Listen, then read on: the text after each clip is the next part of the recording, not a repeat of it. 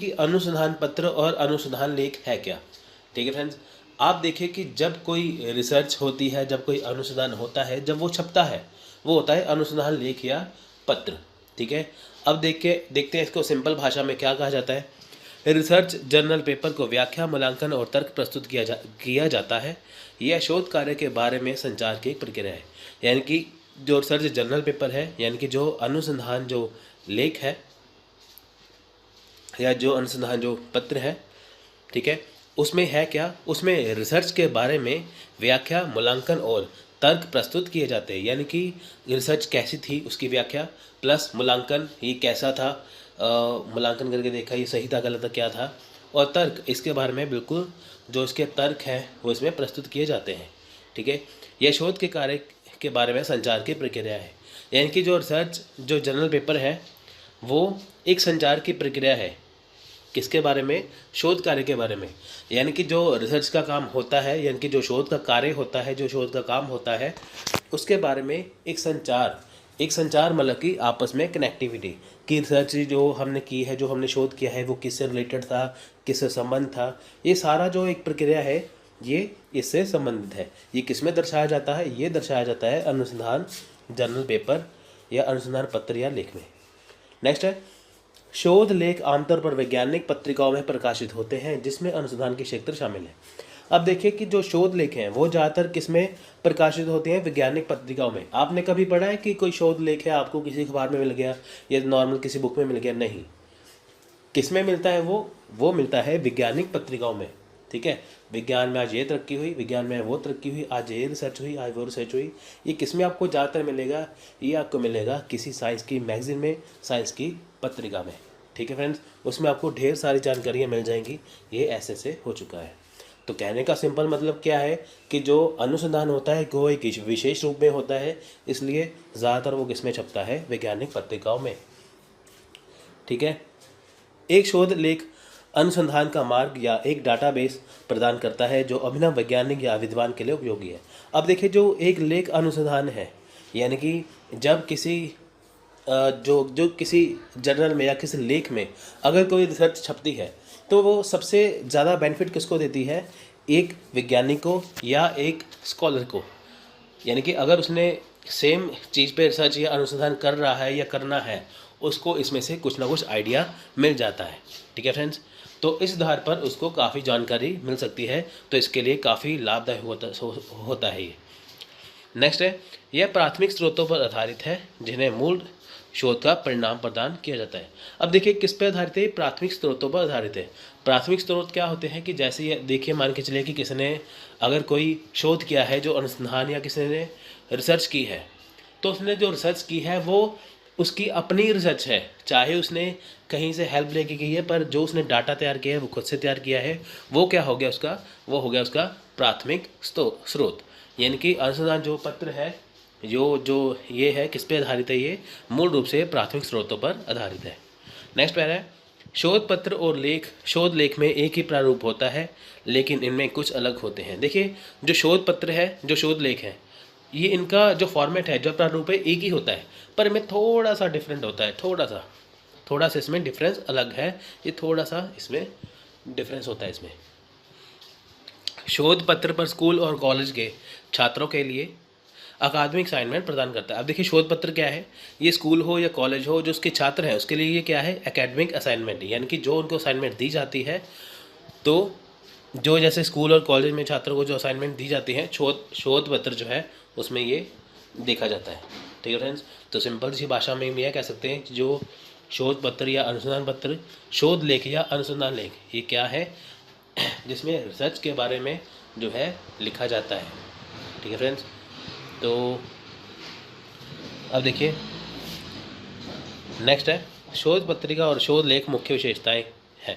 देखिए, अब शोध पत्रिका और शोध लेख की क्या मुख्य विशेषताएं? पहली बात तो यह है कि जो शोध पत्रिका या शोध लेख जो है वो कैसा होना चाहिए। देखिए, सबसे पहले इसमें परिचय होना चाहिए, इंट्रोडक्शन होनी चाहिए कि क्या है। उसके बाद संबंधित साहित्य का सर्वेक्षण, यानी कि जो उसमें बताया गया है तो उसका जो सर्वेक्षण है, यानी कि जो उसमें साहित्य जो चीज़ बताई गई है वो कहाँ से ली गई है। ठीक है, अनुसंधान का उद्देश्य। अब देखिए अनुसंधान का उद्देश्य क्या है, यानी कि जो अभी जो शोध की गई है उसका उद्देश्य मेन क्या था, क्यों की गई है अनुसंधान। देखिए फ्रेंड्स, बिना किसी बात के कोई भी अनुसंधान नहीं होता, कुछ ना कुछ तो उद्देश्य होता है ना। तो उसका उद्देश्य भी इसमें शामिल होना चाहिए। शोध की परिकल्पना। अब देखिए शोध की परिकल्पना क्या है कि हाइपोथेसिस, परिकल्पना का मतलब होता है इंग्लिश में हाइपोथेसिस। अब शोध क्या सोचकर की गई थी, क्यों की गई थी, क्या वाकई ही उस पर आधारित है, ठीक है। यानी कि जो शोध है वो क्यों की गई थी, क्या उसके माइंड में था, शोध करने वाले के क्या दिमाग में चल रहा था, वो है परिकल्पना। नेक्स्ट है अनुसंधान रेखा चित्र। अब देखिए जो अनुसंधान रेखा चित्र है, यानी कि जो अनुसंधान रेखा चित्र का मतलब होता है कि यह अनुसंधान किस पर आधारित है, ठीक है, इसका फॉर्मेट क्या है, इसका रूप क्या है, तो ये होता है रेखा चित्र, यानी कि पेश कैसे किया गया है। नेक्स्ट है शोध विधि।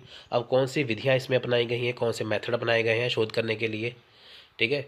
जैसे कि आप लिखने के लिए पेंसिल का, पेन का प्रयोग करते हो, विधियाँ हो गई ना कि हम इसको ऐसे लिख रहे हैं। जैसे आप ऑनलाइन ऑफलाइन पढ़ते हो वो भी विधियाँ हो गई। अब शोध में कौन सी विधियाँ हैं, शोध करने के लिए क्या क्या चीज़ों का इस्तेमाल किया है, किस प्रकार से किया गया है, वो होता है शोध विधि। नेक्स्ट है डेटा विश्लेषण। अब देखिए कि जो इसमें डाटा है दिया गया है उसका विश्लेषण करना, यानी कि जो सच में जो डाटा दिया गया है उसको विस्तार पूर्वक बताना कि ये है क्या। नेक्स्ट है निष्कर्ष और व्याख्या। अब देखिए इसमें निष्कर्ष और व्याख्या बताई जाती है। निष्कर्ष होता है कि जो रिसर्च की गई थी उसका क्या निष्कर्ष निकला, क्या वाकई जो रिसर्च जो ध्यान में रखे की गई थी क्या उसको पा लिया गया है या उसमें कामयाब नहीं हुए। तो नेक्स्ट है संदर्भ। इसमें रेफरेंस संदर्भ दिया जाता है कि ये सर्च करने में ये किस संदर्भ में की गई है, रिसर्च जो है किस संदर्भ में की गई है, किसकी हेल्प ली गई है, इसमें बताया जाता है, ठीक है फ्रेंड्स। तो अब देखिए फ्रेंड्स, एक अनुसंधान जर्नल का संकेत। देखिए जो अनुसंधान लेख है उसका संकेत क्या है, पहला है एच सूचकांक। देखिए एच इंडेक्स, हिंदी में कहते हैं एच सूचकांक।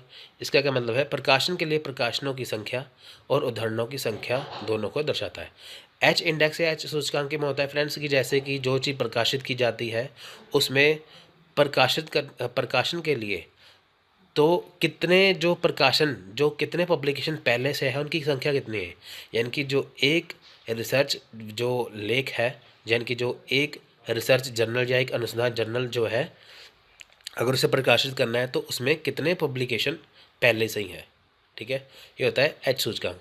जी इंडेक्स, यह प्रकाशन रिकॉर्ड्स के आधार पर विज्ञान में उत्पादन योग्यता के लिए सूचकांक है। अब देखिए जी इंडेक्स क्या है, एच सूचकांक का ही थोड़ा सा बढ़ा के जी इंडेक्स किया गया है, इसी का ही रूप है। जी इंडेक्स में होता है कि जो एच सूचकांक है उसकी जो प्रोडक्टिविटी है उसे कैसे बढ़ाया जाए, वो जी इंडेक्स में होता है। नेक्स्ट है I10 सूचकांक। देखिए I10 सूचकांक में क्या है कि कम से कम 10 उदाहरणों के साथ प्रकाशनों की संख्या है, यानी कि जो 10 प्रकार की इसमें एग्जाम्पल होती हैं, यानी कि जो हम एक रिसर्च कर रहे हैं उसमें 10 तरह के उदाहरण होते हैं जो एक रिसर्च को दर्शाते हैं।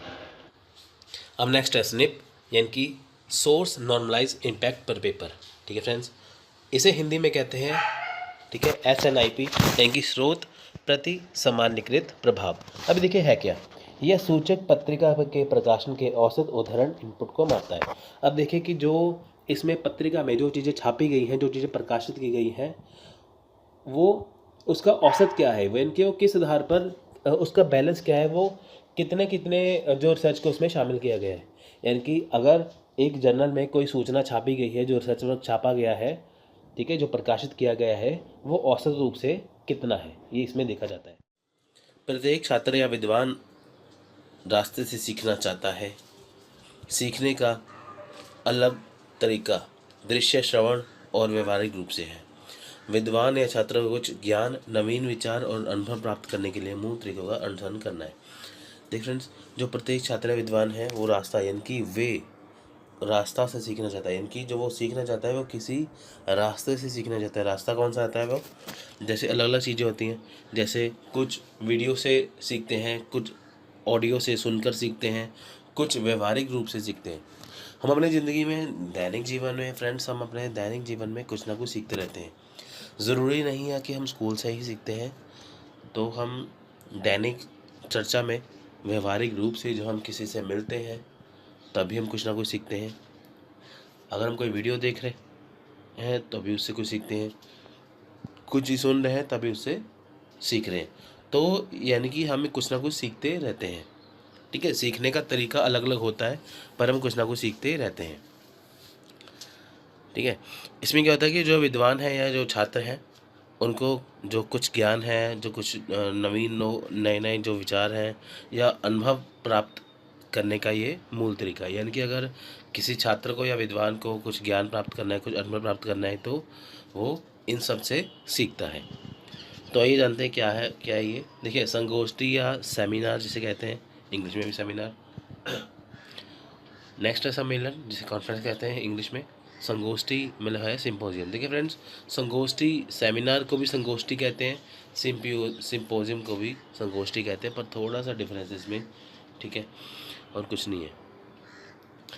नेक्स्ट है कार्यशाला, जिसे वर्कशॉप कहते हैं। नेक्स्ट है बोलचाल या वार्तालाप, जिसे कोलिक्यम। और गोलमेज चर्चा है राउंड टेबल डिस्कशन।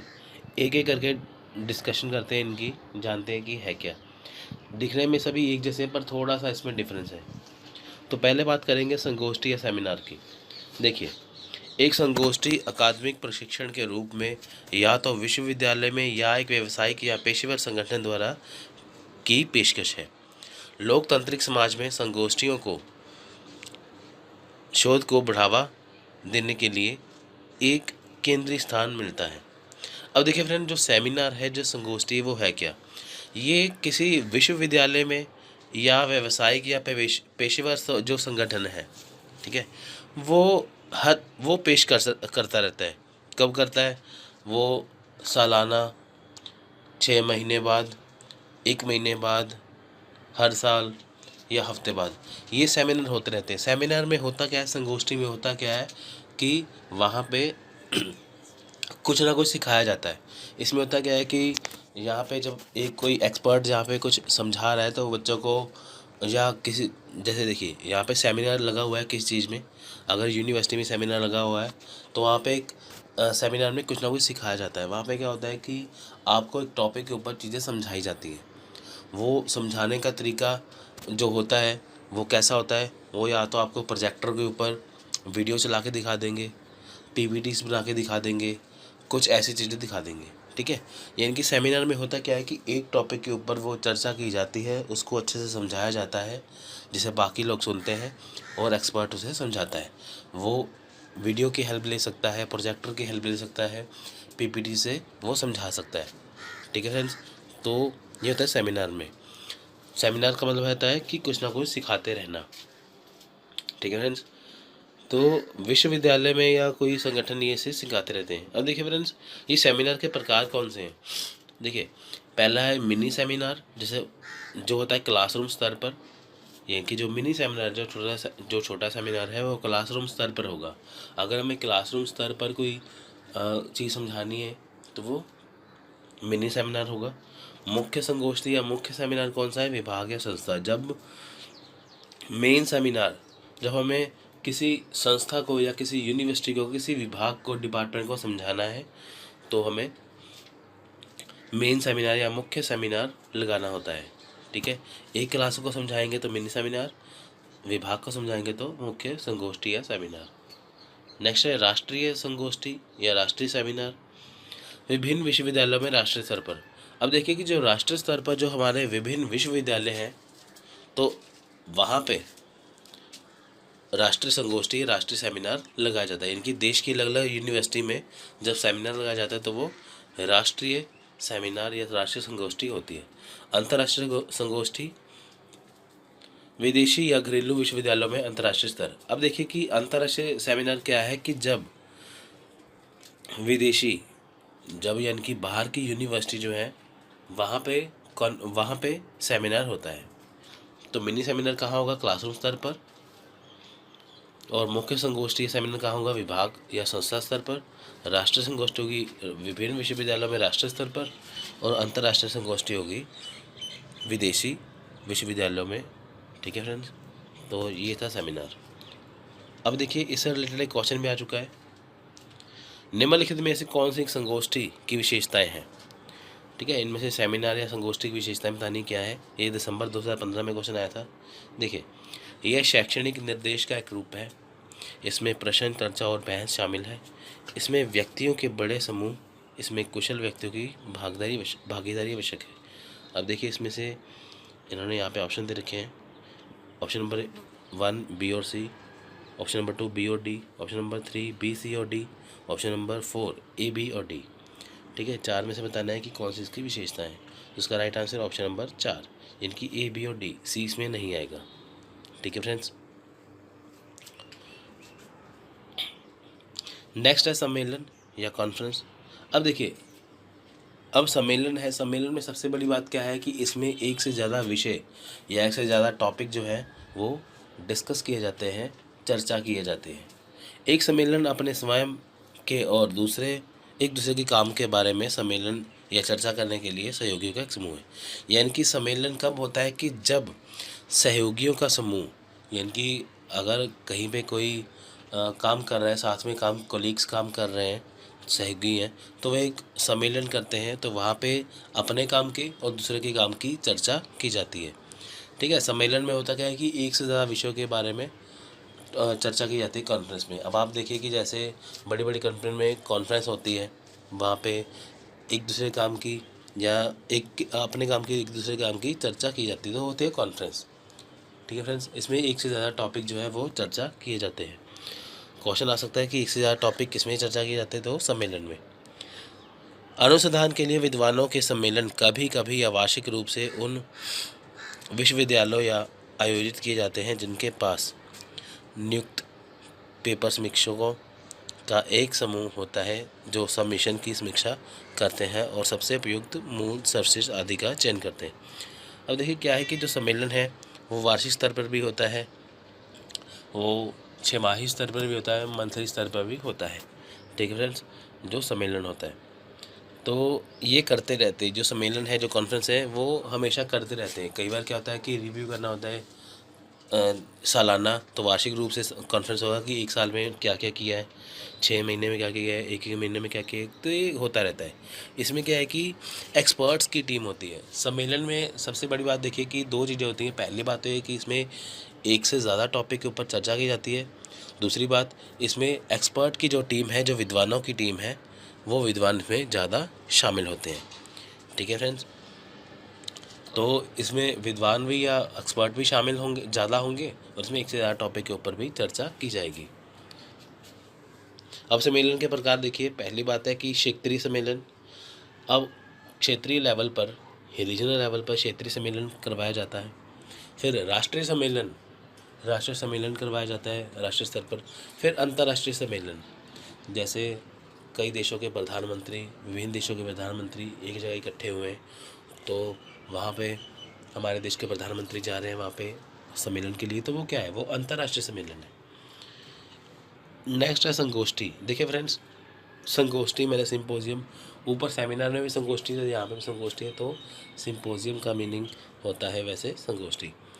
संगोष्ठी एक बौद्धिक मनोरंजन है जो दर्शकों को सूचित निर्णय, नीतियों, मूल्य, निर्णय या समझ के साथ सूचित करने के लिए एक उत्कृष्ट उपकरण के रूप में कार्य करता है। अब देखिए क्या है ये बौद्धिक मनोरंजन है। देखिए सबसे पहले आपको मैं डिफरेंस बताता क्या है। जो कॉन्फ्रेंस था उसमें हम सिर्फ उसमें हम एक से ज़्यादा विषय चर्चा कर सकते थे। अब संगोष्ठी या सिंपोजियम में क्या है, इसमें सिर्फ हम एक ही विषय पर चर्चा करेंगे। कॉन्फ्रेंस में एक से ज़्यादा विषय, संगोष्ठी या सिंपोजियम में एक ही विषय। कॉन्फ्रेंस में होता क्या है कि ज़्यादा एक्सपर्ट की टीम होती है, तो संगोष्ठी में बहुत कम एक्सपर्ट की टीम होती है। ठीक है फ्रेंड्स, तो ये बौद्धिक मनोरंजन है। इसमें क्या है कि निर्णय, नीतियाँ वगैरह उसके ऊपर एक ही विषय के ऊपर यह इसमें डिस्कस किया जाता है। संगोष्ठी की मुख्य विशेषता क्या है कि एक ही विषय या विषय और विशेषज्ञ द्वारा एक ही दिन में दिए गए सभी व्याख्यान शामिल हैं। अब देखिए इसमें होता क्या है कि जो एक विषय डिस्कस किया जाता है, जो चर्चा की जाती है जिस विषय के ऊपर, उसमें जो विशेषज्ञ हैं, जो एक्सपर्ट हैं, वो एक ही दिन में उस विषय के ऊपर सारी चर्चा जो है वो ख़त्म कर लेते हैं। कॉन्फ्रेंस में काफ़ी दिन चलता है वे काम, और सिंपोजियम में थोड़ा सा चलता है। सिंपल सी बात कह सकते हो आप कि कॉन्फ्रेंस का छोटा लेवल जो है वो संगोष्ठी या सिंपोजियम है। ठीक है, संगोष्ठी में एक विषय और जो विशेषज्ञ हैं उनकी जो टीम है वो उसकी संख्या भी कम रहती है एक्सपर्ट की, और एक ही दिन में काम निपट जाता है। ठीक है फ्रेंड्स, तो ये संगोष्ठी में या सिंपोजियम में होता है। नेक्स्ट है कार्यशाला। देखिए कार्यशाला सबसे पहले है क्या, वर्कशॉप, जहाँ पे आप हाथ से काम करते हैं या यहाँ पे आप खुद से काम करते हैं, यानी कि ये मान के चलिए कि प्रैक्टिकल लेवल होता है। ठीक है फ्रेंड्स।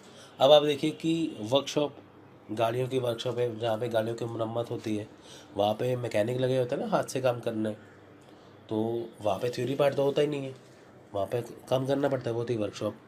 एक्टिंग की वर्कशॉप, जैसे नेशनल स्कूल ऑफ ड्रामा है दिल्ली में, वहाँ पे एक्टिंग की वर्कशॉप लगाई जाती है। वहाँ वर्कशॉप में क्या करवाया जाता है, वहाँ पे आपको खुद से काम करना पड़ता है। जो आप एक्टर बनने जा रहे हैं उनको वहाँ पे खुद से एक्टिंग सिखाई जाती है कि वो करके देखें। ठीक है। विश्वविद्यालय में संगोष्ठी और सम्मेलन शोधों के सैद्धांतिक आयाम प्रदान करते हैं, लेकिन कार्यशाला प्रयोग कार्यक्रम को परिभाषित करने से संबंधित अनुसंधानों में कौशल विकसित करने के लिए मंच प्रदान करते हैं। देखिए क्या है कि जो विश्वविद्यालय है उसमें जो संगोष्ठी है, यानी कि उसमें जो सेमिनार है, उसमें जो कॉन्फ्रेंस है, ये क्या है कि ये सिद्धांत शोध के जो सैद्धांतिक आयाम प्रदान करती है। ठीक है, किन सिद्धांतों पर जो शोध है, तो ये उसके बारे में बताती है। लेकिन कार्यशाला में क्या है, इसे परिभाषित करना। देखिए इसमें लाइन का मतलब क्या है कि सेमिनार और सम्मेलन में, कि सेमिनार और कॉन्फ्रेंस में आपको थ्योरी पार्ट करवाया जाता है, पढ़ाया जाता है, सिर्फ समझाया जाता है। पर कार्यशाला में आपको प्रैक्टिकल लेवल करके देखना पड़ता है। यानी कि अगर हम सेमिनार या कॉन्फ्रेंस में जाते हैं तो वहाँ पे हमें थ्योरी पार्ट समझाया जाता है। कार्यशाला में, वर्कशॉप में हमें काम खुद से करके देखना पड़ता है कि हाँ हमें समझ में आ रहा है कि नहीं, है ना। किसी ने ये देख लिया कि हाँ गाड़ी ऐसे ठीक की जाती है, पढ़ लिया, पर वर्कशॉप में जाके खुद उसको गाड़ी ठीक करनी पड़ेगी, तभी उसको आएगा। व्याख्यान और प्रदर्शन प्रक्रिया द्वारा वास्तविक अवधारणा तकनीक का अभ्यास करने वाली कार्यशाला में वर्कशॉप का शब्द का प्रयोग ज़्यादातर इंजीनियरिंग क्षेत्र में किया जाता है। यह बहुत उपयोगी वैज्ञानिक अनुसंधान विद्वान है। देखिए कार्यशाला का उपयोग सबसे पहले ज़्यादा उपयोग कहाँ किया जाता है, इंजीनियरिंग में। आपको मैंने पहले बताया कि जैसे इंजीनियरिंग है, ठीक है, वहाँ पे सब कुछ जैसे वहाँ पे पढ़ते हैं इंजीनियरिंग में कि ये चीज़ कैसे बनाई जाती है, ये मशीन कैसे बनी है, इसे कैसे बनाना है ना। तो वो तो हमने पढ़ लिया। पढ़ने के बाद जब मशीन बनाने की या ठीक करने की बारी आती है तो वो हम किस में सीखते हैं, वो हम सीखते हैं कार्यशाला में। तो कार्यशाला शब्द का प्रयोग कहाँ पे ज़्यादातर उपयोग होता है, ये होता है इंजीनियरिंग में। ठीक है फ्रेंड्स, बस कार्यशाला वर्कशॉप का यही मतलब है कि यहाँ पे आप प्रैक्टिकल लेवल करते हो। नेक्स्ट है बोलचाल या वार्तालाप, जिसे कोलिकियम कहते हैं इंग्लिश में, कोलिकियम। शैक्षणिक क्षेत्र में बोलचाल में विद्वानों द्वारा मार्गदर्शन के लिए दिया जाने वाला एक एकल व्याख्यान और उनके शोध कार्य के बारे में कुछ सहपाठियों और दर्शकों द्वारा प्रस्तुत कार्य का मूल्यांकन करने के लिए प्रश्न पूछे जाते हैं। देखिए इसमें क्या है कि वार्तालाप, इसमें क्या होता है कि जो एजुकेशन सेक्टर है, जो शैक्षणिक क्षेत्र है, इसमें क्या होता है कि जो कोलिकियम क्यों किया जाता है, इसमें क्या होता है कि वार्तालाप की जाती है। क्यों की जाती है, देखिए आपको मैं सिंपल से बताता हूँ। जैसे कि किसी ने रिसर्च की है, अब उसने जो रिसर्च कर चुका है उसको क्या क्या प्रॉब्लम आई है, क्या क्या कैसे कैसे उसने रिसर्च की है, तो वो इसके बारे में बाकी स्टूडेंट को बताएगा।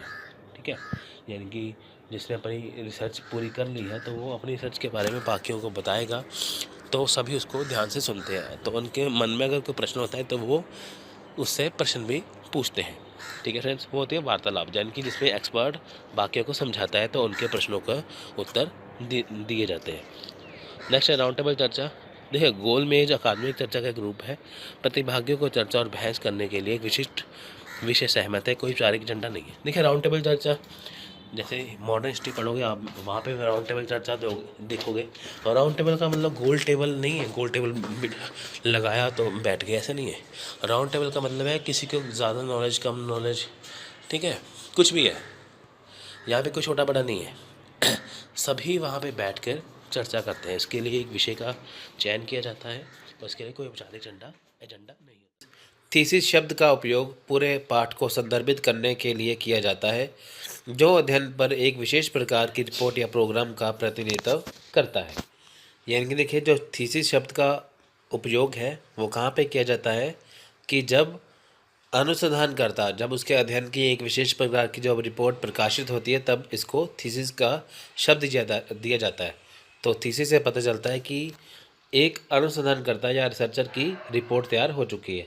या सिंपल सी बात कहें कि जो अनुसंधानकर्ता है, जो रिसर्चर है, उसने अगर अपनी रिपोर्ट को पेश करना है वो थीसिस के रूप में पेश करेगा। ठीक है फ्रेंड्स, देखिए थीसिस विशिष्ट विशेषता के साथ एक लंबा दस्तावेज है, जैसे अमूर्त, निष्कर्ष, ग्रंथ सूची आदि। जो थीसिस है वो विशिष्ट विशेषता, यानी कि जो थीसिस है उसमें विशेषता है तो है, पर वो विशिष्ट रूप में है। जो थीसिस है वो एक लंबा दस्तावेज होता है, जैसे कि अमूर्त, निष्कर्ष, ग्रंथ सूची आदि वगैरह। ठीक है फ्रेंड्स, वेबस्टर के नए कॉलेजिएट के अनुसार थीसिस एक प्रस्ताव है जो एक व्यक्ति तर्क को बनाए रखने के लिए अग्रिम और प्रस्ताव देता है। अब देखिए, जो वेबस्टर के नए कॉलेजिएट के अनुसार थीसिस क्या है? थीसिस एक प्रस्ताव है।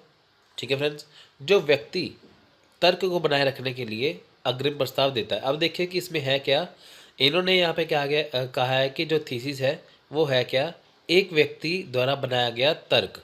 ठीक है फ्रेंड्स, यानी कि अगर कोई अनुसंधान करता है, जो रिसर्चर है, उसके मन में कोई ख्याल आया, जैसे उसने पीएचडी की है तो उसके दिमाग में कोई परिकल्पना आई या कुछ भी आया, तो उसने उसको उसके अनुसार जो रिसर्च करने के बाद, अनुसंधान करने के बाद या शोध करने के बाद उसने उसको पेपर के ऊपर लिखा, जो उसने पेश किया, वो कहला गया थीसिस।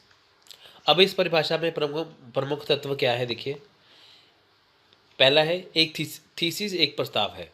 देखिए, इसने एक विचार, परिकल्पना या सिफारिश प्रदान किया है। देखिए है क्या, थीसिस क्या है? एक प्रस्ताव है। यहाँ पे कहा गया है कि थीसिस प्रस्ताव है जिसमें क्या है, विचार भी है, परिकल्पना भी है। अब देखिए कि जो अनुसंधान करता जो है, जो रिसर्चर है, जो शोध करता है, जो अनुसंधान करता है, उसके मन में अगर कोई विचार आए, जो परिकल्पना आई, तो उसको वो थीसिस के माध्यम से पेश करेगा। तो ये एक प्रस्ताव हो गया। थीसिस प्रदान करता है वो तर्क, यानी कि थीसिस देखिए तर्क प्रदान करेगा। यह एक विचार का प्रतिनिधित्व करता है, केवल तरीके के बजाय प्रस्ताव को स्वीकार करने के लिए परिकल्पना। अब देखिए, ये एक विचार का प्रतिनिधित्व करता है, यानी कि थीसिस क्या है, एक विचार का प्रतिनिधित्व करता है। देखिए, अगर एक शोधकर्ता के दिमाग में कोई विचार आता है, तो उस विचार के अकॉर्डिंग जब वो अनुसंधान या शोध करता है, तो उसी विचार को आगे बढ़ा के वो थीसिस के रूप में इसे पेश करेगा। यानी कि दुनिया में तमाम जितने भी शोध हुए हैं वो कहाँ से उत्पन्न हुए हैं? विचार से। विचार, देखिए फिलॉसफी में एक बात आती है कि सब कुछ ज़िंदगी में ख़त्म हो जाएगा, पर एक चीज़ ख़त्म नहीं होगी, वो कि क्या है? एक विचार। विचार से ही सभी चीज़ें उत्पन्न होती है, विचार से ही बड़े बड़े शोध होते हैं, इसलिए। ठीक है फ्रेंड्स, थीसिस को शोध प्रबंध भी कहा जाता है, और यह स्नातकोत्तर अध्ययन यानी मास्टर डिग्री, पीएचडी, एमफिल से संबंधित। अब देखिए, थीसिस को शोध प्रबंध भी कहा जा सकता है, क्योंकि जो थीसिस है वो चाहे मास्टर डिग्री हो, पीएचडी हो या एमफिल हो, उससे संबंधित है। यानी कि जब हम पीएचडी, एमफिल या मास्टर डिग्री करते हैं तो हम थीसिस को लिख सकते हैं। वैसे ज़्यादातर ये पीएचडी या एमफिल में लिखा जाता है। स्तर, और यह एक प्रोफेसर या अकादमिक या विश्वविद्यालय की देखरेख में किया जाता है। अब जो थीसिस लिखी जाती है वो किसी विश्वविद्यालय या अकेडमी में एक प्रोफेसर की निगरानी में या देखरेख में लिखी जाती है। ठीक है फ्रेंड्स, कि ताकि उसमें कोई कमी ना रह पाए। ठीक है फ्रेंड्स, अब देखते हैं फ्रेंड, देखिए थीसिस, शोध प्रबंध, शोध पत्र और रिपोर्ट। थीसिस, शोध प्रबंध, शोध पत्र और रिपोर्ट एक ही मूल्य और उद्देश्य है, लेकिन उनका दायरा, लंबाई और प्रकृति अलग अलग है। देखिए फ्रेंड्स, जो थीसिस है, जो शोध प्रबंध है, जो शोध पत्र है और जो रिपोर्ट है, ये जो चार चीज़ें हैं, इनका मूल उद्देश्य एक ही है। ठीक है, पर इनका दायरा, इनकी लंबाई और इनकी प्रकृति अलग अलग है। यानी कि इनका जो मूल उद्देश्य तो एक ही है कि जो फैक्ट है, जो आइडिया है, जो रिसर्च है, उसकी रिपोर्ट को पेश करना, पर इनकी दायरा, लंबाई में फ़र्क आ जाता है। थीसिस और शोध प्रबंध, देखिए पहले हम थीसिस और शोध प्रबंध के बारे में बात करेंगे। शोध प्रबंध जो शब्द है वो लैटिन भाषा निबंध से लिया गया है, जिसका अर्थ है रास्ता। ठीक है फ्रेंड्स, कुछ शोधकर्ता शोध प्रबंध भी थीसिस का उल्लेख कर रहे हैं, लेकिन थीसिस और शोध प्रबंध में मामूली अंतर है। कुछ शोधकर्ता क्या करते हैं कि जो थीसिस है और शोध प्रबंध को एक ही रूप में मान लेते हैं, पर दोनों में मामूली सा अंतर होता है। कहाँ पे अंतर होगा? उनका अंतर होगा उनकी लंबाई और प्रगति में। थीसिस और शोध पत्र, देखिए शोध पत्र अनुसंधान के विषय में जानकारी के विभिन्न भागों का संग्रह है और एक क्षेत्र में साहित्य की समीक्षा से अधिक है। शोध पत्र है क्या कि किसी अनुसंधान के विषय में जानकारी के विभिन्न भाग। देखिए फ्रेंड्स, अगर कोई शोध है, कुछ भी है, जैसे कोई शोध है, कोई रिसर्च हो चुकी है, उसके विषय में जो जानकारी प्राप्त। अब देखिए फ्रेंड कि जो शोध पत्र होते क्या है कि जो अनुसंधान के विषय में जितनी भी जानकारी है, जितने भी विभिन्न भागों में जानकारी है, उनका एक संग्रह होता है। यानी कि एक अनुसंधान करने के समय जो अलग अलग जानकारी किसी जगह पर लिखी हुई थी, तो उनको अगर हम एक जगह इकट्ठा करते तो वो शोध पत्र बन जाता है। ठीक है फ्रेंड्स, शोध पत्र को विषय के एक भाग के रूप में लिखा जाता है। जो शोध पत्र है उसको किसी विषय के एक भाग के रूप में लिखा जाता है। शोध पत्र एक शोध से छोटा है और इसमें व्यापक अनुसंधान और सख्त कार्यप्रणाली शामिल है। देखिए, जो शोध पत्र होता है वो शोध से छोटा होता है, यानी कि जो शोध पत्र, जो शोध के बारे में हम लिखते हैं, वो अनुसंधान या शोध से छोटा होता है। ठीक है फ्रेंड्स, इसमें सख्त कार्यप्रणाली शामिल होती है। सख्त कार्यप्रणाली का मतलब है कि इसमें जो फॉर्मेट है, जो कार्यप्रणाली जिस हिसाब से होनी होती है, उसी के अनुसार होती है। शोध पत्र कई दिनों में लिखा जा सकता है, लेकिन थीसिस का वर्णन प्रारूप में शोध कार्य के लिए अधिक समय होना चाहिए। देखिए फ्रेंड्स कि जो शोध पत्र है वो कुछ दिनों में लिखा जा सकता है, लेकिन जो थीसिस है उसको लिखने के लिए काफ़ी समय चाहिए। रिपोर्ट और थीसिस। देखिए, रिपोर्ट परिभाषित विशिष्ट श्रोताओं और विशिष्ट उद्देश्य के लिए प्रदान की गई तथ्यात्मक जानकारी का उद्देश्य है। अब देखिए फ्रेंड्स, रिपोर्ट क्या होती है कि जो विशिष्ट श्रोता कौन से हैं कि जो आने वाले, जो भावी, जो अनुसंधान करता है, जो शोध करता है, या जो पीएचडी स्टूडेंट है, उनके लिए विशिष्ट रूप से क्या होता है कि इसे परिभाषित किया जाता है। आमतौर पर व्यवसायिक संगठन में रिपोर्ट शब्द का उपयोग होता है, लेकिन कुछ विद्वान रिपोर्ट को थीसिस कहते हैं। देखिए फ्रेंड्स, होता क्या है कि जो रिपोर्ट शब्द का प्रयोग है आमतौर पर वो व्यावसायिक संगठन में किया जाता है, लेकिन कुछ विद्वान क्या करते हैं कि रिपोर्ट को थीसिस ही कह देते हैं। ठीक है, रिपोर्ट नई अवधारणा और नया ज्ञान प्रदान नहीं करती, लेकिन थीसिस नए ज्ञान के परिणाम के साथ परिप्रेक्ष्य और निष्कर्ष प्रदान करती है। अब जो रिपोर्ट है वो नई अवधारणा और नया ज्ञान प्रदान नहीं करती, लेकिन थीसिस क्या करता है, वो नया ज्ञान जो है वो प्रदान करता है। ठीक है फ्रेंड्स, अब नए ज्ञान के क्या परिणाम है, क्या निष्कर्ष है, ये थीसिस में बताए जाते हैं, लेकिन रिपोर्ट में क्या होता है, ये नया ज्ञान प्रदान नहीं करता। थीसिस का उद्देश्य परिकल्पना डाटा के आधार पर विश्वास दिलाना है और रिपोर्ट का उद्देश्य अंतिम घटना या किसी महत्वपूर्ण तथ्य के बारे में जानकारी प्रदान करना है। थीसिस का उद्देश्य क्या है कि परिकल्पना डाटा, यानी कि जो एक रिसर्चर के दिमाग में जो परिकल्पना आई थी उस डाटा को पेश करना, जबकि रिपोर्ट का उद्देश्य है अंतिम घटना या किसी महत्वपूर्ण तथ्य के बारे में जानकारी देना। जहाँ पे फ्रेंड्स देखिए, जो थीसिस है उसका उद्देश्य क्या है कि जो एक रिसर्चर है उसकी जो परिकल्पना है उसके डाटा को दिखाना। तो यहाँ पे रिपोर्ट का क्या उद्देश्य है कि महत्वपूर्ण तथ्य के बारे में सिर्फ जानकारी देना। कि थीसिस होता क्या है, देखिए, जब एक अनुसंधान करता या जब एक शोध करता, जब अपने शोध को उसे दर्शाना होता है, वो थीसिस के माध्यम से दर्शाता है। थीसिस जो है वो लिखी जाती है, वो यूनिवर्सिटी के जो अध्यापक होते हैं उनके गाइडेंस में ये की जाती है। ठीक है फ्रेंड्स, तो फ्रेंड्स देखिए, अब देखें कि थीसिस के प्रकार कितने हैं। देखिए, आमतौर पर थीसिस के दो प्रकार हैं। पहला है गुणात्मक या रचनात्मक थीसिस। आप सिंपल याद करिए, गुणात्मक और मात्रात्मक। देखिए, गुणात्मक क्या है, इस प्रकार की थीसिस वर्णनात्मक, खोजपूर्ण, विश्लेषणात्मक या रचनात्मक तरीका है। कला और मानविकी स्नातक छात्र इस प्रकार की थीसिस पर काम करते हैं। तो पहली बात है, जैसे कि समझ में आ ही रहा है कि गुणात्मक का मतलब है कि वो थीसिस जिसमें गुण पाया जाता है।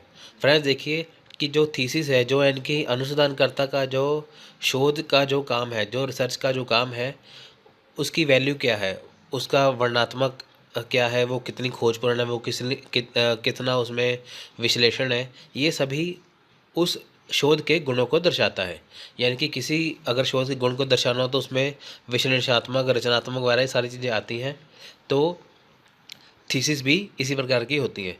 तो गुणात्मक में क्या होगा कि हम किसी शोध के बारे में वर्णनात्मक, खोजपूर्ण और विश्लेषणात्मक या रचनात्मक तरह से जानते हैं। तो फ्रेंड्स ये देखिए कि जो कला और मानविकी यानी कि जो आर्ट्स और ह्यूमैनिटीज़ के जो स्टूडेंट हैं वो इस थीसिस पर काम करते हैं। तो सबसे पहले ये बात आएगी कि बताइए कि इसके ऊपर कौन काम करेगा। इसके ऊपर आर्ट्स और ह्यूमैनिटी यानी कि कला और मानविकी स्नातक छात्र इस पर काम करते हैं। नेक्स्ट है मात्रात्मक यानी कि गणना। देखिए संभवतः विज्ञान स्नातक छात्र इस प्रकार की थीसिस पर काम कर रहे हैं जिसमें डेटा जानकारी का टुकड़ा उपलब्ध कराया गया है। देखिए इसमें क्या है कि मात्रात्मक के में क्या है कि गणना गणना होती है, तो कितनी चीज़ें हैं क्या है ये सारे विज्ञान के छात्र इस पर करते हैं। तो यानी कि थीसिस के दो प्रकार हुए। पहला थीसिस वो जो गुणात्मक है जिसके ऊपर आर्ट्स और ह्यूमैनिटी यानी कि कला और मानविकी स्तर के छात्र जो है काम करते हैं।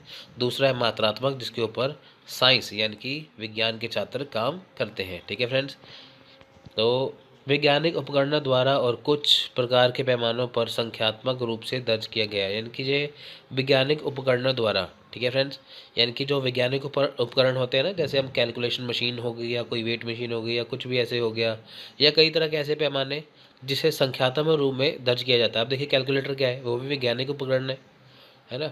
भार तोलने वाली मशीन वो भी वैज्ञानिक उपकरण है। तो इसमें देखा जाता है कि इसमें कितनी लाइन्स है, कितना ये है, कितना कुछ है, ये सब कुछ मात्रात्मक में आता है। तो नेक्स्ट है थीसिस रिपोर्ट को 3 श्रेणियों में वर्गीकृत किया जा सकता है। तो फ्रेंड देखिए जो थीसिस की रिपोर्ट है उसे 3 भागों में बांटा जा सकता है। पहला है परिचय भाग, फिर है रिपोर्ट का निकाय, फिर है रिपोर्ट का अंत। ठीक है फ्रेंड्स, तो पहले देखते हैं कि परिचय भाग में क्या है। देखिए परिचय भाग में क्या है, शीर्षक पृष्ठ। ठीक है फ्रेंड्स, परिचय भाग में सबसे पहले है शीर्षक पृष्ठ। शीर्षक पृष्ठ में क्या है, इसमें शीर्षक का नाम, जमा करने की तारीख, लोगो, पर्यवेक्षक का नाम और पदनाम, शोधकर्ता का नाम और विश्वविद्यालय, विभाग या कॉलेज आदि का नाम शामिल है।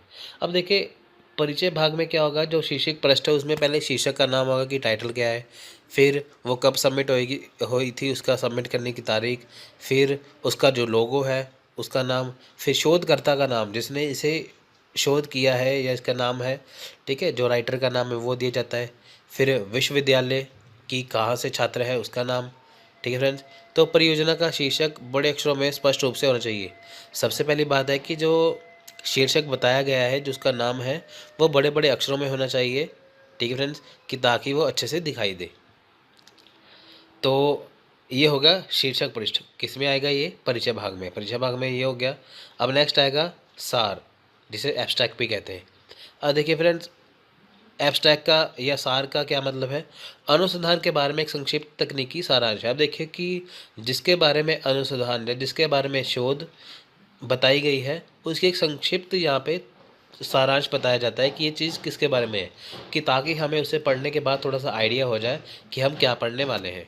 इसमें तथ्य विश्लेषणों और अनुशंसाओं पर प्रकाश डाला गया है जो कुछ पाठकों के लिए उपयोगी है, जिसके पास संपूर्ण थीसिस रिपोर्ट पढ़ने का समय नहीं हो सकता। अब देखिए फ्रेंड्स, सार में क्या होगा कि अनुसंधान के बारे में पहले तो संक्षिप्त तकनीकी जानकारी होगी, सारांश होगा, उसके बाद जो तथ्य है, जो विश्लेषण है, जो अनुशंसा है, उसके ऊपर प्रकाश डाला जाता है कि ताकि जो कुछ पाठक है, कुछ पाठक कौन से, जो आगे जाके जो शोध कर रहे हैं उनको काफ़ी हेल्प मिल सके। तो जिनके पास पूरी रिपोर्ट पढ़ने का समय नहीं है, अब मान के चलो कि भावी रूप से कोई अभी रिसर्चर और है, कोई अनुसंधान करता है, उसको उसके पास इतना टाइम नहीं है कि वो इस रिपोर्ट को पढ़ के अपनी रिपोर्ट को तैयार करे या कुछ इससे आइडिया ले। उसके लिए एक इसमें उपयोगी बात सार हो सकता है कि जिसको पढ़ के उसे थोड़ा सा आइडिया हो जाता है। तो नेक्स्ट है सामग्री तालिका। देखिए सामग्री तालिका बहुत इंपॉर्टेंट है। सामग्री की तालिका विभिन्न पाठकों को विशिष्ट पृष्ठों की ओर मोड़ने में मदद करती है। इसमें सामग्री की तालिका, सूची, पाठ शीर्षक, संलग्न भाग, आकृति और पाठ पृष्ठ संख्या के 7 तालिकाएँ शामिल है। सामग्री तालिका फ्रेंड्स देखिए इसमें क्या है कि इसमें आप जैसे कोई चीज़ पढ़ते हो तो उसमें होता क्या है कि चीज़ पढ़ने के साथ साथ आपको ये बताया जाता है कि ये चीज़ इतने नंबर पे है, ये लेसन इतने नंबर पे है। जैसे आप यूजीसी नेट के लिए कोई भी बुक पढ़ते हो तो आपको लिखा होता है ना उसके ऊपर कि यहाँ पे इसके 10 यूनिट है, तो पहला यूनिट है वो शिक्षण अभिक्षमता का, ये इतने से इतने पेज में है, तो अनुसंधान योग्यता का इतने से इतने पेज में है ना। तो इसे सबसे इसमें यही बताया गया है कि जितनी भी शोध होती है जिसमें उतने चैप्टर बने होते हैं तो चैप्टर वाइज उसके पृष्ठों की संख्या इसमें दी होती है। अब हर एक के ऊपर जैसे कोई पेज है, पेज के ऊपर पहले पेज नंबर दिया होता है, साथ साथ उसके पेज नंबर के साथ उसके ऊपर उस पाठ का नाम भी लिखा होता है। तो फ्रेंड्स ये किस में आएगा? सामग्री तालिका में। तो परिचय भाग में शीर्षक पृष्ठ आएगा, सार आएगा और सामग्री तालिका आएगा। नेक्स्ट है रिपोर्ट का निकाय। देखिए रिपोर्ट का निकाय में क्या है? सबसे पहले रिपोर्ट का निकाय, देखिए रिपोर्ट मतलब कि कैसे होनी चाहिए, बॉडी कैसे होनी चाहिए रिपोर्ट की। इसमें पहली बात तो है ये परिचय होगा, रिपोर्ट का परिचय, फिर साहित्य की समीक्षा कि इसमें लाइन कैसे लिखी हुई है, वर्डिंग कैसी है, फिर तरीका किस तरीके से है, फिर सांख्यिकी विश्लेषण और निष्कर्ष और सिफारिश। ये 5 चीज़ें होती है रिपोर्ट के निकाय में। आइए एक एक करके इसे जानते हैं। देखिए परिचय में सबसे पहले क्या होगा? अध्ययन का उद्देश्य। शोध पहले होगा अध्ययन का उद्देश्य, यानी कि जो अध्ययन किया गया है, जो शोध की गई है उसका उद्देश्य क्या था, पहले तो ये बताया गया जाता है। फिर शोध प्रश्न की परिकल्पना का विवरण।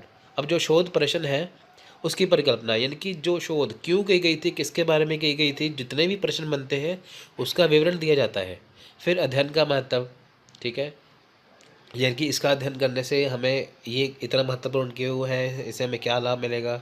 फिर परिसीमन, सीमाएं और मान्यताएं।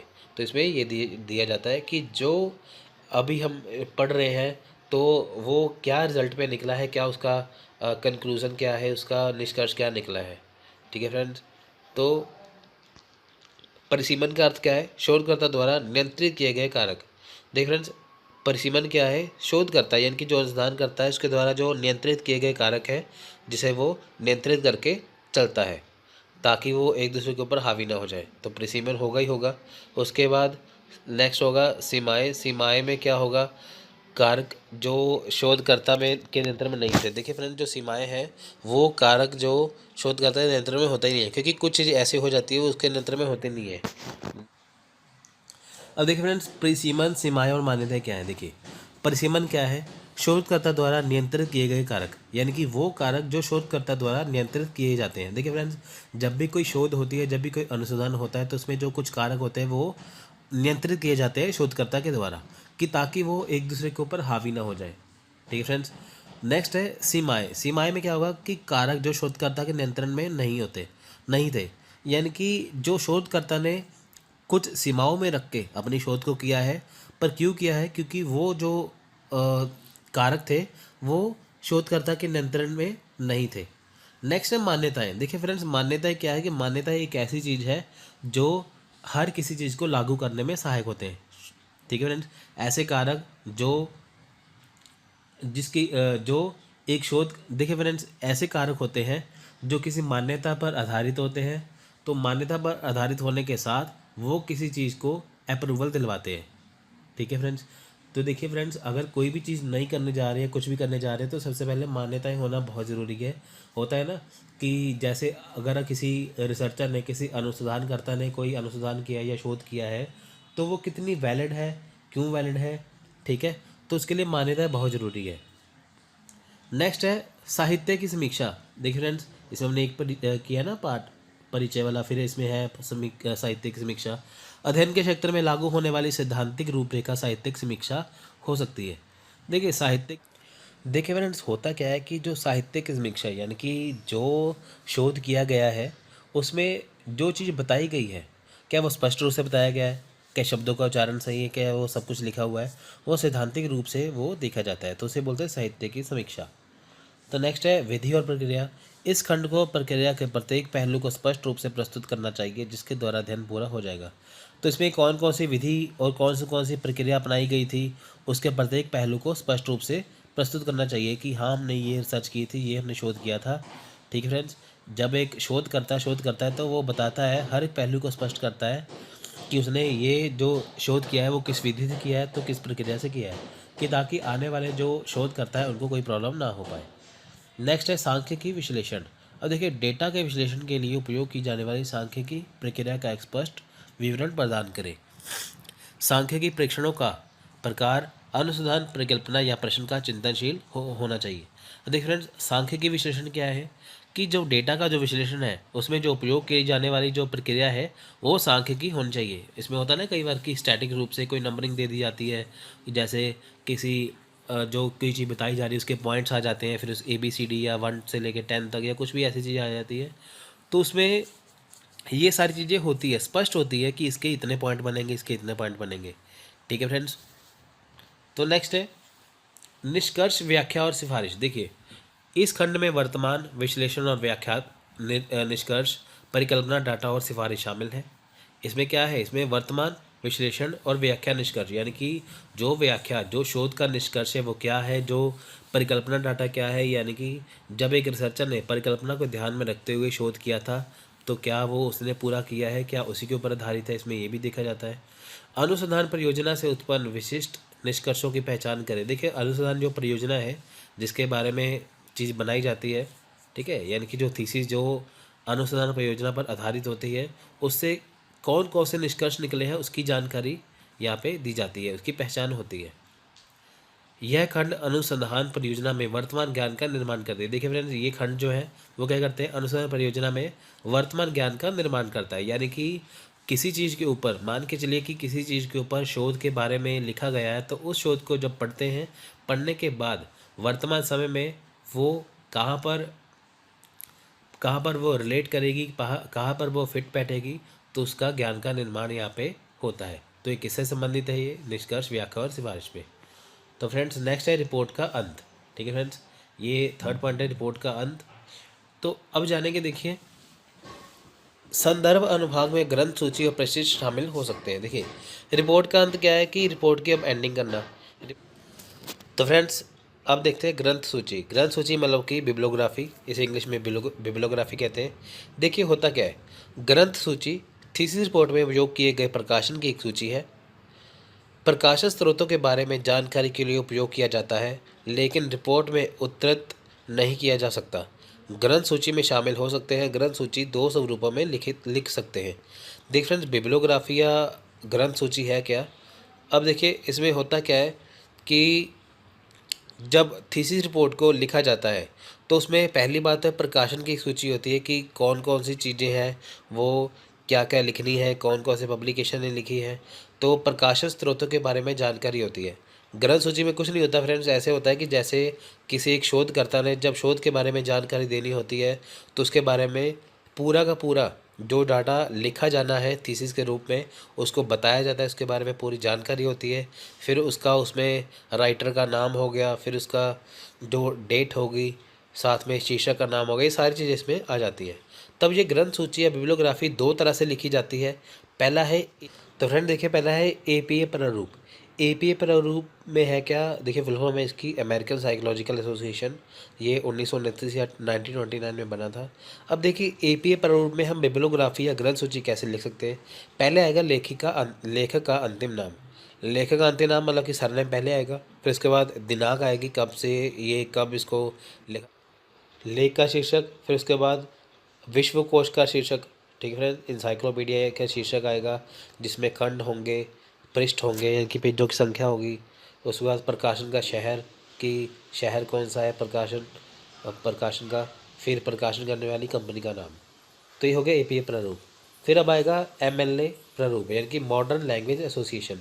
तो फ्रेंड्स आजकल जो MLA प्रारूप जो बहुत चल रहा है, तो पहले तो इसके आप फुल फॉर्म देखिए, मॉडर्न लैंग्वेज एसोसिएशन।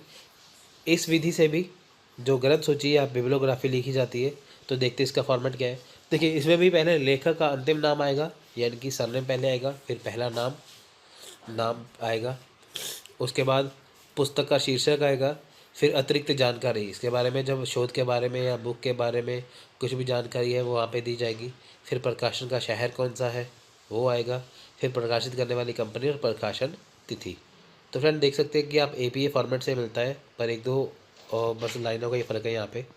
ठीक है, आपको यहाँ पे एक इसका एग्जांपल भी देता हूँ। देखिए पहले है जैन, यानी कि पहले लेखक का अंतिम नाम, फिर उसका लेखक का पहला नाम यानी कि मनीष, फिर उसके बाद पुस्तक का शीर्षक क्या है, इलेक्ट्रॉनिक्स की बुनियादी बातें। ठीक है फ्रेंड्स, ये हो गया शीर्षक। फिर है अतिरिक्त जानकारी, ठीक है, वो इसमें आ जाएगी। फिर आएगा प्रकाशन करने वाली कंपनी क्या है, देखिए नई दिल्ली। उसके बाद प्रकाशन का शहर कौन सा है, नई दिल्ली। प्रकाशित करने वाली कंपनी कौन सी है? भारत का प्रिंट्स हॉल। फिर प्रकाशन की तिथि 2010। तो ये ऐसे MLA जो फॉर्मेट है, तो आपको इसकी एग्जांपल मैंने यहाँ पे बता दी है, तो ये ऐसे इसकी एग्जांपल है।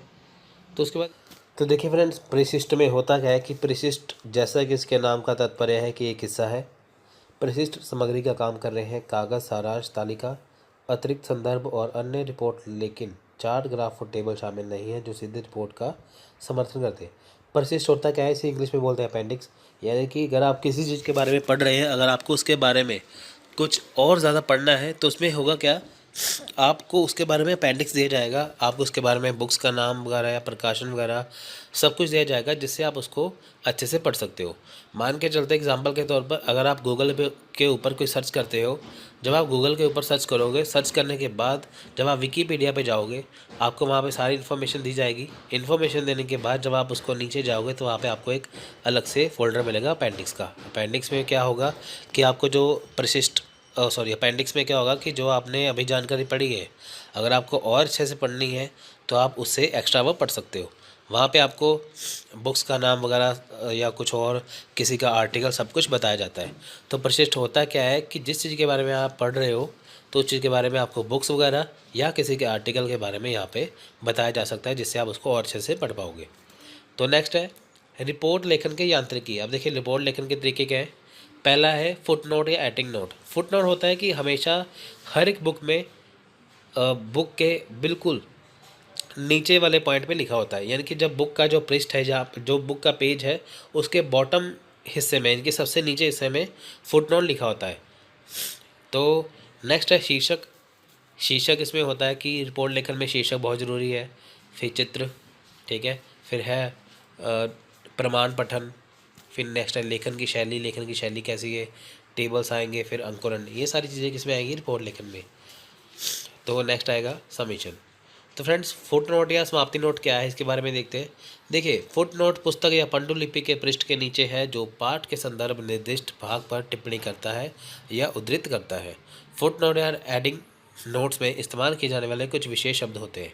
देखिए फ्रेंड्स, फुट नोट्स होते क्या है कि हर एक बुक जो होती है, तकरीबन जो बुक्स होती है, उसके पेज के सबसे नीचे वाले हिस्से में होता है, वहाँ पे कुछ खास शब्दों में उस लाइन के बारे में लिखा होता है, यानी कि जिस चीज़ को आप पढ़ रहे हो, उसके चीज़ के बारे में थोड़ा सा एक्स्ट्रा नॉलेज यहाँ पे आपको खास शब्दों में क्या है कि हमें जो अनुसंधान करने के लिए उस तकनीकों को शामिल करना है, जिससे हम डाटा को इकट्ठा कर सकें। ठीक है फ्रेंड्स, यानी कि पहली तकनीक में हमें डाटा को इकट्ठा करना है, वो किस तकनीक से करना है वो हमें देखना पड़ेगा पहले में। तो दूसरे समूह में डाटा और अज्ञात चर के बीच संबंध स्थापित करने के लिए सांख्यिकी तकनीकों का उपयोग करें। यानी कि जो दूसरे समूह क्या है, जो डाटा है और अज्ञात चर माने अननोन जो वेरिएबल है, जो अज्ञात चर है, उसके बीच संबंध स्थापित करने के लिए, यानी कि जो हमारा डाटा है, तो जो अज्ञात चर है, जो हमने ढूंढना ही नहीं है, उसके बीच में जो संबंध है वो स्थापित करने के लिए अब कौन सी तकनीक का इस्तेमाल किया जाए। तो नेक्स्ट है तीसरे समूह में हम उस तकनीक के होते हैं जिनका प्रयोग प्राप्त परिणाम की सटीकता का मूल्यांकन करने के लिए किए जाते हैं। देखिए, तीसरे में हम मूल्यांकन करते हैं कि जो हमने अनुसंधान किया है कि वह सही है कि नहीं। पहले में हमने डाटा इकट्ठा किया, ठीक है। तो पहले में हमने डाटा इकट्ठा किया, दूसरे में हमने डाटा का और जो अज्ञात चर है उसका आपस में संबंध देखा। तीसरे में हमने ये देखा कि अब जो हमने रिसर्च की है कि उसका परिणाम क्या निकला, मूल्यांकन करके देखा कि क्या जो हमारे जो हमने रिसर्च या अनुसंधान किया था, क्या वो सही निकला या गलत निकला। ठीक है फ्रेंड्स, तो ये बात उसमें हो गई। मान लीजिए आप अच्छी तैयारी करके गए यूजीसी नेट के लिए, तो आपके सामने आपने जो पेपर किया, तो आपको जितनी आपने अच्छी तैयारी की थी, पर आपके सामने आपने उतना अच्छा पेपर किया नहीं, तो मूल्यांकन क्या निकला कि आपका इतना आसान पेपर आपसे इतना अच्छा हो नहीं पाया। ठीक है फ्रेंड्स, या सबसे बढ़िया हो पाया, तो वो मूल्यांकन हो गया कि कितना सटीक था कितना नहीं। देखिए, अनुसंधान विधि को निम्नानुसार वर्गीकृत किया जा सकता है, यानी कि जो अनुसंधान विधि है, हम कौन कौन सी विधियां अपना सकते हैं अनुसंधान के लिए। देखिए, पहली है ऐतिहासिक विधि, जिसे पुस्तकालय अनुसंधान भी कहा जा सकता है। दूसरा है सर्वेक्षण विधि, जिसे दायर अनुसंधान। तीसरा है प्रायोगिक विधि, यानी कि प्रयोगशाला अनुसंधान। ठीक है फ्रेंड्स, तो आइए इसको एक एक करके देखते हैं। ऐतिहासिक विधि, देखिए फ्रेंड्स, ऐतिहासिक विधि या पुस्तकालय अनुसंधान। अब सबसे बड़ी बात यह है कि जब हम कोई अनुसंधान या कोई रिसर्च करते हैं तो हम ऐतिहासिक विधि का प्रयोग करते हैं। अब हम क्यों करते हैं, देखिए कि जो इतिहास में बीत चुका है, मान के चलिए कि आप कोई रिसर्च करने जा रहे हो या आपने कोई रिसर्च आप कर रहे हो, तो उसमें आपको कोई प्रॉब्लम आ रही है, कोई समस्या आ रही है। अब वैसा ही रिसर्च अगर किसी ने इतिहास में किया हो तो उसके सामने अगर वैसी ही सेम प्रॉब्लम आई हो तो उसने उस प्रॉब्लम का सलूशन या प्रॉब्लम की समस्या का हल कैसे निकाला था। तो आपको उसके लिए ऐतिहासिक विधि का प्रयोग करना होगा, क्योंकि आपको कुछ समझ में नहीं आ रहा कि मैं इसका मतलब कि कैसे समस्या का समाधान ढूंढूं, तो आपको ऐतिहासिक विधि को अपनाना पड़ेगा। ठीक है फ्रेंड्स, और इतिहास में हुई गलतियों को ना दोहराया जाए और आपकी अनुसंधान जो है वो अच्छे से हो सके, इसलिए आपको ऐतिहासिक विधि का प्रयोग करना होता है। तो देखिए, इस पद्धति में शोधकर्ता विश्लेषण, रिकॉर्ड और दस्तावेजों के लिए तकनीकों का उपयोग करते हैं। ऐतिहासिक आंकड़ों के स्रोत इस प्रकार है, यानी कि इस पद्धति में क्या है, जो शोध करता है वो जो रिकॉर्ड है, जो दस्तावेज है, उसकी तकनीक का उपयोग करते हैं। ठीक है, इनकी जो शोध करता है वो क्या करते हैं, जो रिकॉर्ड है इतिहास के, जो दस्तावेज है, उसकी तकनीकों का प्रयोग करते हैं। देखते हैं कौन से हैं। देखिए, पहले है पुस्तकें। देखिए, ऐतिहासिक विधि में पुस्तकें सबसे इंपॉर्टेंट है। अगर आपको किसी की मतलब कि लाइफ के बारे में लिखना है तो आप पुस्तकों से देख सकते हो। मान लीजिए आपको गांधी जी के बारे में जानना है तो आप गांधी जी के बारे में जो बुक्स हैं वो पढ़ोगे, है ना। तो आपको कोई क्रांतिकारियों को पढ़ना है, आपको स्वतंत्रता संग्राम के बारे में पढ़ना है, तो आप पुस्तकों से पढ़ सकोगे, आपको पुस्तकों के बारे में जानकारी हो जाएगी।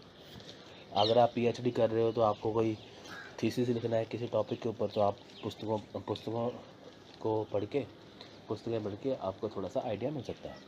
पुस्तकें, उनके द्वारा लिखी गई पुस्तकों में विभिन्न विचारकों के विचार तथा सिद्धांत प्रदान करती है।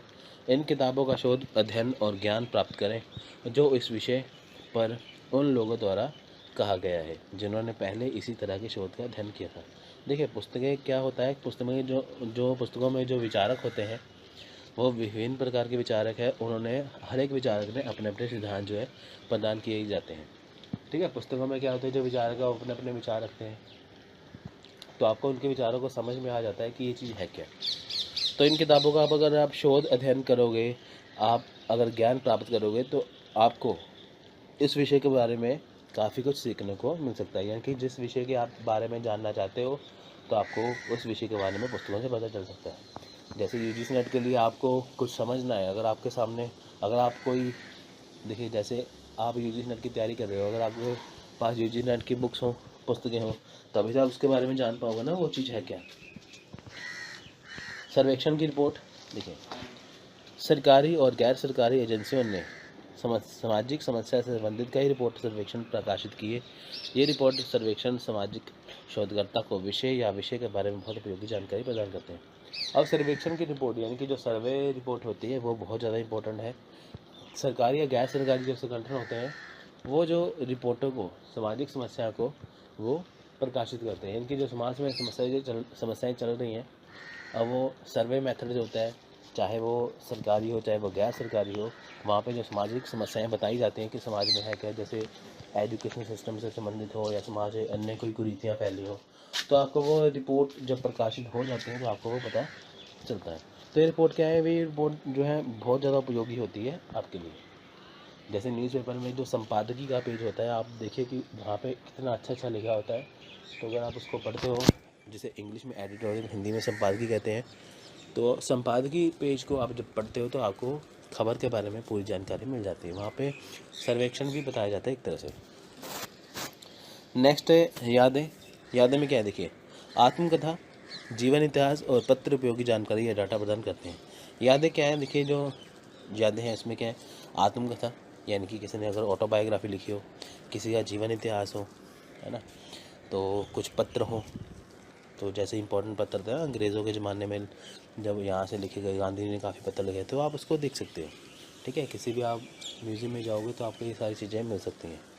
तो आत्मकथा, जीवन इतिहास, पत्र, ये आपकी जो रिसर्च है, अनुसंधान, उसमें काफ़ी काम आते हैं। अगर आपको कोई रिसर्च करनी है तो आपको विभिन्न प्रकार की चीज़ों का ध्यान रखना होगा। ठीक है, आपको जो इनकी जो रिसर्च है वो उसको करने के लिए आपको कई जगह से डाटा इकट्ठा करना होता है। ऐतिहासिक रिकॉर्ड विभिन्न प्रकार के ज्ञान और डाटा इतिहास के रिकॉर्ड या उपलब्ध हो सकते हैं और प्राथमिक और माध्यमिक स्रोतों से प्राप्त कर सकते हैं। यानी कि जो ऐतिहासिक रिकॉर्ड है वह विभिन्न प्रकार के उससे क्या कर सकते हैं, ज्ञान प्राप्त और डाटा इतिहास के रिकॉर्ड उपलब्ध हो सकते हैं। यानी कि ऐतिहासिक रिकॉर्ड में कौन सी चीज़ें आ जाती हैं, इसमें विभिन्न प्रकार के ज्ञान है, काफ़ी डाटा है जो आपको उपलब्ध हो सकते हैं। अब इतिहास में काफ़ी कुछ बीत चुका है तो आप उसको देख सकते हो। ठीक है फ्रेंड्स, इससे आपको प्राथमिक स्रोत और माध्यमिक स्रोत ठीक है प्राप्त कर सकते हो। प्राथमिक स्रोत क्या है, जो आप खुद इकट्ठा कर रहे हो। माध्यमिक स्रोत या सेकेंडरी स्रोत क्या है, जो आप किसी और के द्वारा चीज़ों को पढ़ रहे हो। प्रकाशित रिकॉर्ड देखिए, सरकार, विभिन्न समाचार एजेंसियां, संस्थाओं को प्रकाशित लेख, सामाजिक आर्थिक शिक्षा, स्वास्थ्य मुद्दे आदि के बारे में समाचार शोध पत्र प्रकाशित करते हैं। देखिए प्रकाशित रिकॉर्ड क्या है, जब कोई चीज़ ठीक है, प्रकाशित रिकॉर्ड क्या है, जब कोई चीज़ देखिए होती है जिसमें देखिए समाचार एजेंसियां जो है या संस्थाएं जब प्रकाशित लेख हैं या सामाजिक आर्थिक या शिक्षा कुछ भी है, अगर ये किसी मुद्दे के बारे में आपको बताती हैं, ठीक है, तो ये आपको किसी न्यूज़पेपर में किसी बुक में आपको ये प्रकाशित किया जाता है। तो आप इसको अच्छे से करके अपनी अनुसंधान में इसका लाभ ले सकते हैं। नेक्स्ट है वर्णनात्मक सर्वेक्षण विधि या फील्ड रिसर्च। वर्णनात्मक सर्वेक्षण विधि क्या है, देखिए डिस्क्रिप्टिव, देखिए सर्वेक्षण विधि वही डिस्क्रिप्टिव जो सर्वेक्षण विधि, डिस्क्रिप्टिव सर्वे मेथड जिसे कहते हैं, इसे फील्ड रिसर्च भी कहते हैं। वर्णनात्मक अनुसंधान में विभिन्न प्रकार की जांचों को खोजने वाले सर्वेक्षण और तथ्य शामिल होते हैं। वर्णनात्मक अनुसंधान का मुख्य उद्देश्य मामलों की स्थिति का वर्णन है, क्योंकि यह वर्तमान में मौजूद है। उपयोग की विधि सर्वेक्षण, तुलनात्मक और सहसंबंध के तरीके हैं। देखिए अब हम बात करेंगे डिस्क्रिप्टिव सर्वेक्षण विधि की। यानी कि सर्वेक्षण विधि क्या है, इसमें क्या है कि आपको विभिन्न प्रकार की जो जांचें हैं, देखिए सर्वेक्षण विधि क्या है कि जैसे कोई सर्वेक्षण कर रहा है, कोई सर्वे कर रहा है किसी भी चीज़ के ऊपर, जैसे आपने कोई रिसर्च करनी है तो आपको पहले उसके बारे में सर्वेक्षण करना होगा कि क्या जो आप चीज़ कर रहे हो लोगों की उसके बारे में राय क्या है। जैसे कि आप ये देखिए कि यूजीसी नेट पहले ऑफलाइन था, अब ऑनलाइन है, तो आप ये जानना चाहते हो कि ऑफलाइन बढ़िया था, ऑनलाइन अच्छा, ऑफलाइन बढ़िया था या ऑनलाइन बढ़िया है, तो आपको उसके लिए सर्वेक्षण करना होगा। ठीक है फ्रेंड्स, इसमें क्या है कि आपको इसके लिए जो मुख्य उद्देश्य जो आपके हैं, जिसके बारे में आप जानना चाहते हो, आपको उस स्थिति का पता चल सकेगा। ठीक है, यानी कि जब आप कोई रिसर्च करने जा रहे हो तो आपको उसका जो मुख्य उद्देश्य है, आपको उसकी स्थिति का पता चलेगा, क्योंकि यह स्थितियाँ वर्तमान में मौजूद हैं, क्योंकि वर्तमान में जो लोग हैं उनकी क्या सोच है, तो आपको वो पता चल जाएगी, जिसके हिसाब से आप वो है एक रिपोर्ट को तैयार कर पाओगे। अब इसके देखिए जो विवरण अनुसंधान के प्रकार या वर्णनात्मक सर्वेक्षण विधि के प्रकार क्या लिखिए। पहला है सर्वेक्षण परीक्षण। कुछ समय के लिए विशेषज्ञ साक्षात्कार, माध्यमिक डाटा और संगठनात्मक जानकारी समस्या या निष्कर्ष को प्रभावित करने के लिए प्राप्त नहीं हो सकती। देखिए सर्वेक्षण परीक्षण क्या है, यानी कि अगर थोड़े समय के लिए, कुछ समय के लिए अगर आप किसी विशेषज्ञ का कोई इंटरव्यू लेते हो, माध्यमिक डाटा है या संगठनात्मक जानकारी समस्या कुछ भी है, या आप किसी निष्कर्ष को परिभाषित करना चाहते हैं, तो आपके लिए जो सर्वेक्षण परीक्षण है वो आपके लिए लाभदायक हो सकता है, पर ये पर्याप्त नहीं है। अगर आप किसी का इंटरव्यू लेकर कोई आप सोच लो कि मेरी रिसर्च पूरी होगी, तो ये बिल्कुल गलत है। आपको अन्य स्रोत है उसकी भी जानकारी इकट्ठी करनी होगी, यानी कि आपकी हेल्प तो करेंगे पर आपके लिए पूर्ण नहीं है। नेक्स्ट है प्रश्नावली। प्रश्नावली एक उपकरण है जिसमें प्रश्नों की सूची को उत्तरदाताओं के रूप में पूछा जाना है। इस विधि का लाभ कम लागत तब भी जब ब्रह्मांड बड़ा और भौगोलिक रूप से व्यापक हो। ब्रह्मांड का मतलब फ्रेंड यहाँ पे यूनिवर्स मैंने पॉपुलेशन जो आपका डाटा होता है उसको कहते हैं। ठीक है फ्रेंड्स, यहाँ पे हिंदी में थोड़ा शुद्ध हिंदी में इसका कन्वर्जन ऐसा है। देखें प्रश्नावली क्या है कि ऐसा उपकरण है जिसमें प्रश्नों की सूची, यानी कि जब आप देखिए प्रश्नावली में क्या है कि जब आपने कोई रिसर्च करनी है तो आप उससे संबंधित जो आपको चाहिए जो डाटा, उससे संबंधित जब आप कोई प्रश्न उत्तर करते हो, तो इसमें क्या है कि आप अपने हिसाब से वो सारे प्रश्न पूछ लोगे जो आपकी रिसर्च में काम आने वाले हैं या आपके जो अनुसंधान में काम आने वाले हैं। जब आप वो प्रश्न पूछोगे तो ये विधि पहली बात तो है कि आपकी रिसर्च में बहुत ज़्यादा काम आएगी। जो आपका यूनिवर्स है यानी कि जो आपका जो डाटा है उसमें तो काम आएगा ही, तो साथ में ये कम लागत का भी है। यानी कि अगर आपने कोई रिसर्च करनी है तो आपको अगर उसके लिए डाटा इकट्ठा करें तो आप क्वेश्चन आंसर कर सकते हो, जिससे आपको अपने डाटा को इकट्ठा करने में काफ़ी हेल्प मिल जाएगी। ठीक है, ये बढ़िया तरीका है एक तरह से। नेक्स्ट है साक्षात्कार यानी कि इंटरव्यू। मौखिक बातचीत के माध्यम से नियंत्रित जानकारी के साक्षात्कार विधि में प्रत्यक्ष साक्षात्कार या तो कथा के रूप में हो सकता है या मुखबिर को लगाए गए विशिष्ट प्रश्न के उत्तर के रूप में हो सकता है। देखिए साक्षात्कार क्या है, इंटरव्यू। अब आप देखिए कि इंटरव्यू में क्या होता है कि एक इंटरव्यू होता है लेने वाला, एक होता है इंटरव्यू देने वाला। दो व्यक्ति होते हैं। दो व्यक्ति क्या करते हैं कि जो इंटरव्यू लेने वाला है वो इंटरव्यू देने वाले से सवाल जवाब करता है, क्वेश्चन आंसर करता है। तो उससे इंटरव्यू क्यों किया जाता है कि ताकि ये पता चल सके कि जो व्यक्ति है उसकी सोच क्या है, वो क्या सोचता है। ठीक है, तो इनकी इंटरव्यू के माध्यम से हम किसी के बारे में पता लगा सकते हैं। ठीक है फ्रेंड्स, तो इसलिए इंटरव्यू में काफ़ी चीज़ें, साक्षात्कार में काफ़ी चीज़ें आ जाती हैं। इसमें क्या है कि मौखिक बातचीत है इसमें जो है। तो इसमें जो प्रत्यक्ष साक्षात्कार यानी कि जो आमने सामने बैठ कर जो साक्षात्कार लिया जाता है, तो उसमें क्या है कि या तो कथा के रूप में यानी कि पूरा का पूरा डाटा उससे लिया जा सकता है, या तो सिर्फ विशिष्ट प्रश्न के रूप में हो सकता है। जैसे आप कोई इंटरव्यू देने जाओ, जैसे यूपीएससी की, आईएएस की इंटरव्यू कितनी टफ मानी जाती है, तो वहाँ पे विशिष्ट प्रकार के प्रश्न पूछे जाते हैं। विशिष्ट प्रकार के प्रश्न में यही होता है कि आपका वो ऐसे प्रश्न पूछ लेंगे कि आप अगर उसका उत्तर दे पाओ तो ये समझा जाता है कि हाँ आप इस चीज़ के काबिल हो। ठीक है फ्रेंड, साक्षात्कार एक बहुत बड़ी चीज़ है। तो अवलोकन में क्या है, अवलोकन व्यवहार विज्ञान से संबंधित है। शोधकर्ता इस पद्धति के तहत अवलोकन द्वारा जानकारी एकत्रित करता है। यदि शोधकर्ता से पूछताछ छोटी है तो स्कोप स्व अवलोकन करेगा तो इसे प्रतिभागी अवलोकन कहा जाएगा। लेकिन यदि स्कोप विस्तृत क्षेत्र में है यानी कि जो महत्व है वो विस्तृत क्षेत्र में है तो दायर कर्मी अवलोकन कार्य करता है। इसे गैर प्रतिभागी प्रत्यक्ष अवलोकन कहा जाता है।